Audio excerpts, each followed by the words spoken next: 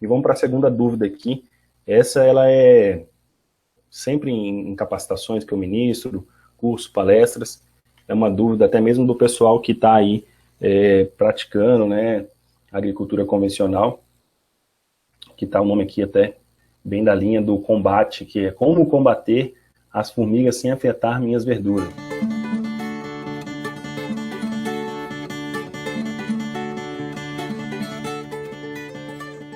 Então, o Antônio Rocha enviou aqui esta dúvida dele, que, como eu disse para vocês, acredito que é a dúvida de muitas pessoas. Antônio, primeiro passo para que a gente possa aqui fazer o controle, né? Vamos falar assim, controle em vez de combate das formigas, é conhecer então quais são essas formigas que estão atacando aqui a nossa lavoura, a nossa planta.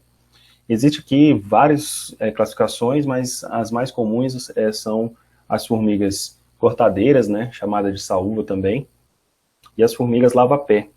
Para você que não conhece elas aí, pode estar acessando.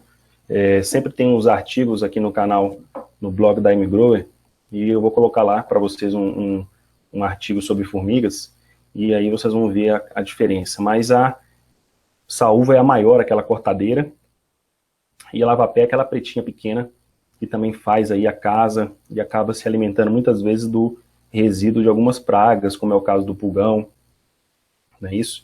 Conhecida aí a fumagina. Mas vamos lá então falar um pouquinho sobre como que nós podemos controlar tanto a formiga saúva como a lava-pé. Essa maior vermelha cortadeira e essa menorzinha que também acaba fazendo alguns danos aí a algumas plantas, principalmente criando casa, né? No caso do morango, de algumas plantas criando casa no olho dessas plantas e abafando ela. A primeira, que é a mais comum, a cortadeira, uma forma prática aí de você fazer o combate dela são barreiras físicas, né? Então, identificar onde está a casa dela, saber o caminho, o famoso trieiro de onde ela está vindo, e colocar algumas garrafas cercando em volta do pé, plástico, sacola, de forma que evite que a formiga passe por aquele caminho. É uma técnica que pode ser eficiente, dependendo da forma de cultivo, por exemplo, em hidroponia, a gente faz muito isso, estufas grandes, mas também em bancada que você pode fazer na sua casa, você vai fazer uma barreira física para que aquela formiga deixe de passar. Outra forma física também que pode ser feita é identificar o local dos formigueiros e colocar aí, por exemplo, água quente, né, também de forma a possibilitar aí uma eficiência de controle. Todas essas duas aí vão depender da situação que você tem.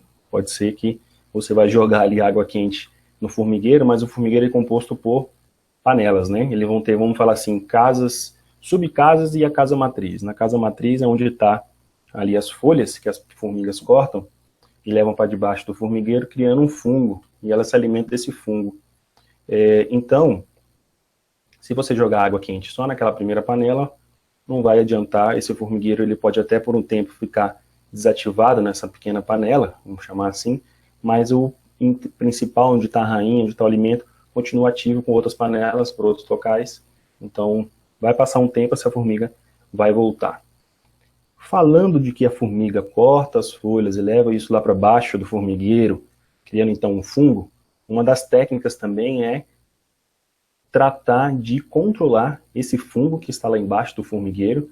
Para quê? Para mexer no alimento das formigas e assim elas se identificarem crise de alimentos, né, de algum problema que está ocorrendo e fazer então a migração, a mudança desse formigueiro para locais diferentes. Então você demora um pouco, de 10 a 15 dias, mas consegue fazer esse trabalho. Então como que vocês podem estar fazendo esse trabalho de controlar o fungo lá embaixo, Thiago, do formigueiro? Bom, existe aqui algumas plantas que elas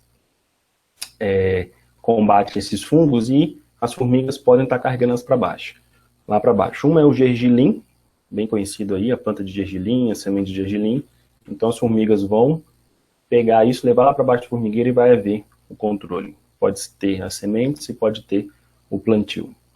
Outro também é a Tephrosia cândida. A Tephrosia cândida ela é uma leguminosa pouco conhecida aqui no Brasil. Ela vai ter as folhas aí parecida com a de um angico, né, para quem conhece planta do cerrado. E hoje existe então algumas iscas, na verdade uma isca certificada para agricultura orgânica, que é a Bioisca, tá? Ela vai ter ali o cheiro de citros, como é a convencional, mas dentro dela vai ter a Tephrosia candida, uma planta que então as formigas vão levar lá para baixo e vão fazer o controle. Existem várias outras receitas, e aí no curso da AgriGrower a gente cita essa parte de controle de pragas e doenças, são dúvidas bem repetidas, mas, como que diz, que estão mais em evidência essa parte de controle de pragas e doenças. Então, eu falei aqui da cortadeira, vou comentar aqui um pouco sobre a lava-pé também, que é a menorzinha pretinha.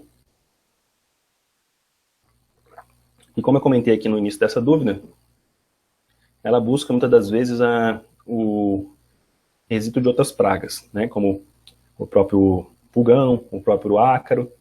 Então, uma forma de controlar elas é identificar por que esse pulgão e esse ácaro está atacando sua planta, eliminar eles, por exemplo, com a cauda, que tem um artigo aqui no blog da AgriGrower, você pode acessar, né? Aprender a controlar então o pulgão, que assim você consequentemente vai combater a formiga. Como eu sempre digo para vocês, se há uma praga, uma doença atacando essas plantas, alguma coisa está ocorrendo de errado e vocês têm que identificar então qual é a causa disso para conseguir resolver esse problema. Muito obrigado então, Antônio Rocha, um abraço, sempre está junto com a gente aí, participando da AgriGrower, do canal, do YouTube, e mandou essa dúvida que serviu com certeza para muitas pessoas.